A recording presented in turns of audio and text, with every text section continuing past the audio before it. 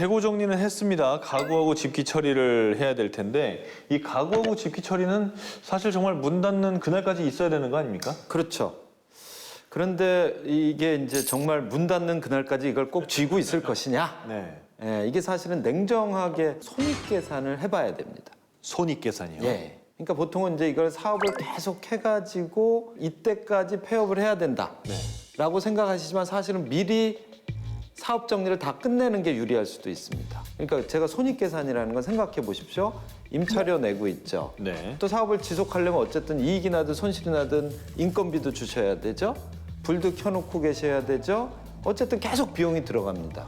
근데 내가 사업을 지속해도 어쨌든 적자가 계속 나고 있다면 차라리 임차료만 주고 아예 사업은 정리하고, 근데 물론 임대차 기간이 안 끝났으니까 그 건물의 임대차 기간 끝날 때까지는 어떻게 할 수는 없겠죠. 네. 근데 그것 때문에 사업을 계속하는 건 아니라는 거죠.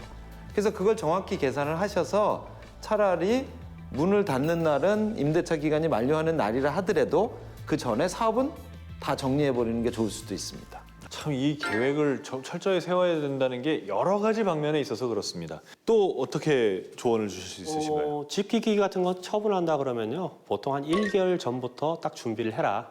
왜냐하면 집기기를 내가 지금 바로 뺀다 그러면, 판매를 한다 그러면 영업을 할 수 없는 상황이 올 수밖에 없어요. 그렇죠. 그래서 1개월 전부터 준비를 하는데 언제쯤에 판매할 것인지 다 계획을 잡아서 판매를 하셔야 돼요. 그러니까 보통 이제 커피 전문점이나 이런 데서 폐업하게 되면은 잘 나가는 품목에 대해서는 내가 인터넷상에 올려도 빨리 판매를 할 수가 있어요. 근데 안 나가는 품목에 대해서는 시간이 소요되거든요. 그래서 1개월 정도의 여유 텀을 갖고서 내가 언제쯤에 이 제품을 넘기려고 그런다, 중고 제품을. 그 대신에 꼭 여기서 또 체크해야 될 사항이 있습니다.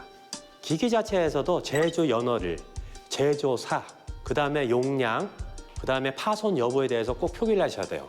내가 갖고 있는 냉장고다 그러면 냉장고가 몇 센치 몇 센치, 문 몇 짝짜리가 삼성에서 나온 냉장고다. 근데 파손이 뭐 귀퉁이가 파손됐다, 아니면 뭐 문고리가 망가졌다, 이런 걸 꼭 기입해 놓으셨다가 판매하실 때 구매하고자 하는 분들이 빨리 알아볼 수 있도록.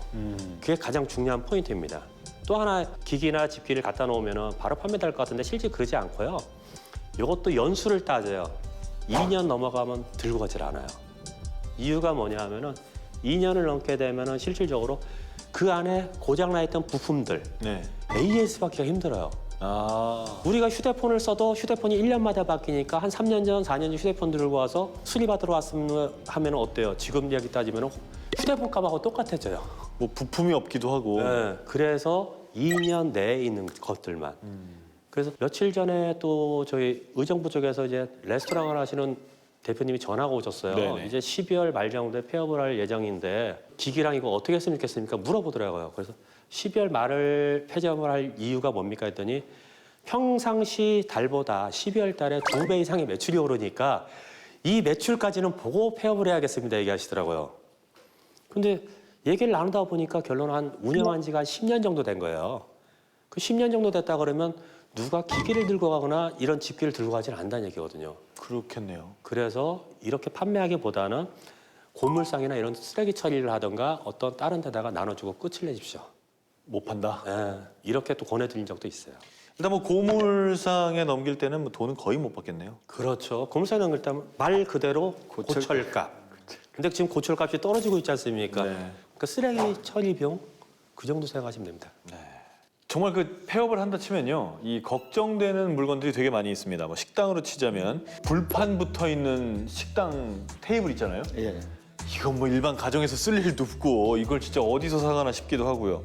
대형 냉장고 이 사이즈 필요한 데가 별로 없죠. 그다음에 뭐 에어컨도 그렇고 그릇, 수저, PC방 같은 경우에도 그 책상, 카페 같은 경우에도 그 냉장고, 테이블, 뭐 특히 저는 또 이게 제일 그랬어요. 의류 매장에 마네킹. 마네킹. 이거 집에 못 갖다 놓거든요. 그렇죠.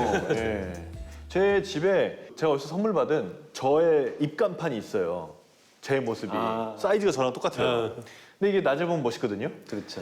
밤에 불 다 껐는데 어떻게 하다 딱 보면요, 귀신 서 있는 것 같아요. 진짜 무서워요. 마네킹 같은 거 집에 있어도 똑같을 거란 말이에요. 그렇죠. 네, 이걸 어디다 팔죠? 그 요즘에 보면 이제 제가 예를 들어서 말씀드릴게요.